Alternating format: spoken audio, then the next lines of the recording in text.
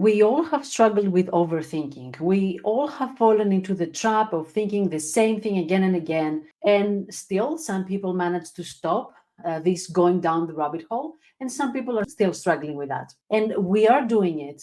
All of us are doing it at some point in our lives for a reason. I want to explore that reason, why we do that, and what we hope to get out of this overthinking. And of course, I want to suggest some strategies that we can practice, we can put into action so that we can stop the endless overthinking.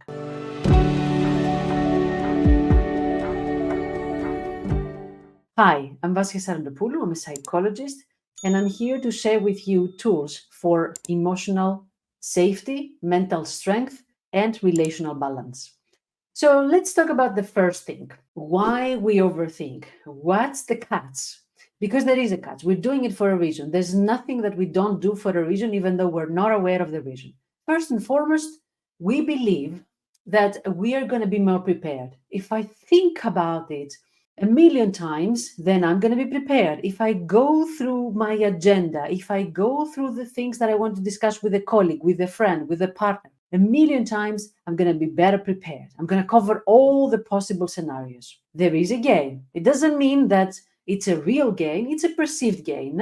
We think that this is what will happen. What's going to be the outcome of our overthinking? Another reason is that because overthinking is what our brains are wired to do. Thinking, not overthinking. Our brains are wired to anticipate and analyze potential threats. That's how we survived through millennia. It was crucial for survival in the ancestors' time. However, in our modern world, we are not threatened by lions and tigers the same way we were threatened back then. But still, our brains perceive non-threatening situations as potential dangers. And that's why we keep ruminating. That's why we keep thinking of the same things over and over again. Can you think of a situation where your brain perceived something as more important or more threatening than what it actually was? I don't remember who, but I watched an interview a couple of days ago, and somebody says, our life is tragic the moment you live, you experience something,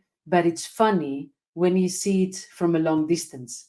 So something that now seems like the end of the world, maybe in a year from now, you're going to look back and see, oh my God, look how much I suffered back then, or how much importance I put on something. But then actually it seems, I don't even remember what happened back then. So can you think of a recent situation where your brain perceived a non-threatening situation as a threat and that led to overthinking? Let me know. And another reason why we overthink is because we think that we only learn through self-criticism. If I made a mistake in the past, and this is one of the things that we ruminate, either mistakes about the past or threats for the future.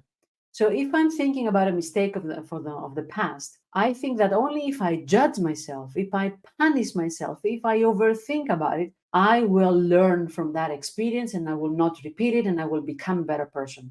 So we think by beating ourselves up, by struggling and punishing ourselves with this endless rumination, we are becoming better people, better parents, partners, managers, whatever it is. So you see, it's the perceived gain that keeps us stuck with the habit of overthinking. Our brain thinks that I need to do that, otherwise I'm not going to be able to solve any more problems in the future. That's why we keep doing it. Question for you. Does it work? Do we become better prepared? As we said in the first point, do you feel that you're ready to conquer any challenge that will come your way? Personally, I don't. And I think realistically speaking, nobody is ever 100% prepared because life is unpredictable. You can prepare yourself for the 1,000 scenarios, but then it's going to be the 1,001 that will happen because we never know what will happen and how life will turn things around. So it doesn't work. Getting prepared, fully prepared, it doesn't work. Does it also help with becoming better people? Yeah, to some degree, yes, it helps. But also, in many cases, it helps us become worse because the rumination will keep us awake the whole night. And then we will not have the mental capacity and energy and clarity in order to focus, in order to do our work the next day, in order to make good decisions. So the overthinking kind of helped in order to extract all the possible lessons learned, but at the same time, it gave us anxiety, it gave us a foggy brain that we couldn't perform the day after. So it's a tie, right?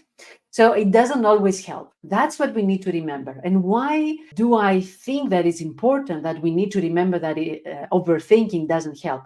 Because that's the number one strategy that I want to jump now and tell you how to overcome overthinking. We need to question our overthinker. First of all, we need to call out, oh, here's what I'm doing. I'm overthinking again. Oh, it's 3 hours and I'm still stuck on this mistake. Oh, wow, it's 3 days and I'm still stuck on this. So we need to call out our overthinker and we need to challenge our overthinker.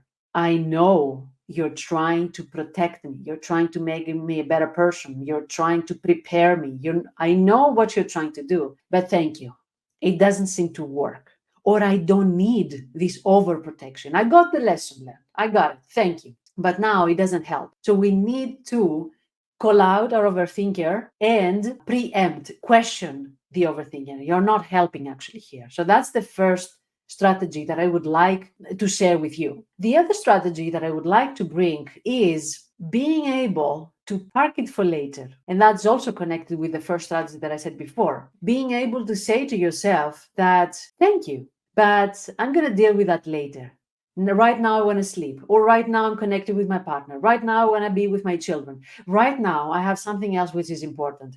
And I'm taking control over my life. I am deciding when I'm going to think and what. I know you're trying to predict or you're trying to cover all the scenarios, but I don't need that right now. I'm going to think about it tomorrow morning and I'm going to make some good notes. This is like an internal dialogue with our brain. Our brain is scared that we are going to skip the thinking. That's why we are replying to this fear. Don't worry, I'm going to think about it. It's okay. I'm going to put it on my agenda tomorrow. Think about the past mistake. I got it, but not now. So we're taking control and we're able to go from overthinking to thinking. Of course, we're not going to skip the thinking, but going from overthinking to thinking. And I know it's a difficult strategy. I'm not saying it. It's not as easy as it sounds, but it takes practice. And maybe the first time is going to be difficult. The second time is going to be slightly less difficult. And then one day you're going to be able to say, I know it bothers me what happened.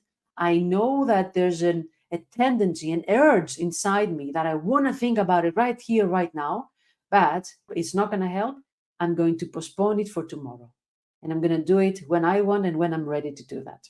Another strategy that I'm talking, I think almost in all my videos about it, is practice self-compassion. It's already hurtful that you made a mistake. Why would you suffer, which is another level of hurt, by pushing yourself to lose your sleep, to think or for hours about this mistake? Why would you criticize yourself so harshly about what has already happened and you already feel bad? Why would you add a sleepless night, the next day being completely unable to focus, to concentrate, another day of suffering, being unable to connect with the people around you, another level of suffering? Why would you add all this? Because of a mistake. So we are going to stop the extra suffering by being more compassionate to ourselves. Yes, I made a mistake. I am going to learn from it, but I'm not going to suffer because of it. I'm not going to punish myself because of that. I'm not going to believe that I deserve to punish myself because of that mistake. And that's why I'm stopping the rumination. I'm stopping the overthinking. Let me know how this sounds for you. Have you tried self-compassion before? Have you tried setting this boundary and being kind to yourself, even though what you're ruminating about is something that you don't feel comfortable with? You feel bad about that. Avoid words such as always, everything, everyone, no one, never. When you're thinking now everybody will hate me or everybody will talk about it. Now, nobody will ever talk to me because of what that silly thing that I said. If you realize that you're saying these words, these are wrongs, that they cannot be true. If you're thinking things like, oh, now we'll never be able to succeed again, there's a big lie there. There's a distortion in reality there. So we need to stop these words, just remove these words, and that changes everything. I will probably fail again. It's different than I will always fail. Just by removing always, it feels like more manageable. Yes, I will fail, but sometimes I'm going to succeed as well. So try to take these words out. And last but not least, what I want to say, don't say don't to your brain. So if you say to your brain, don't think about it, just don't think about it, it doesn't work. It's like if I say to you, don't think of a pink elephant. That's the first thing that you thought, pink elephant. It's when you're saying to your toddler, don't run. They're running because they don't know what to do. So our brain understands when we give it a positive statement. Think of your holidays. That's better. That's more concrete than don't think about the mistake. Think of your holidays. Think of, the dinner that you're going to cook tonight. When you're talking to a toddler, walk slowly, sit down on the floor. That's another instruction, more concrete, more specific than just saying, don't do something. That doesn't help. Our brain doesn't understand that. I get the question, how to stop overthinking, so many times that we all need strategies in order to stop, in order to have more control over our brain. And that's what I want to build on in the coming workshop, how to deal with anxiety and find more inner peace. It's going to be a 2-hour deep dive workshop with strategies that you can use already today. It's part of the Inner Momentum Academy, and I promise that I'm going to share actionable and sustainable tips in these workshops, in these webinars, in the Inner Momentum Academy. Follow the link and you're going to find the course. Let me know if you have any question. Let me know how you're doing with stopping overthinking. I know it's a journey. It's not going to happen overnight, but it's definitely worth it. The moment of inner peace and not having this chaos to manage is priceless. So thank you very much for being here. Until next week, have a really good time and take good care of yourself.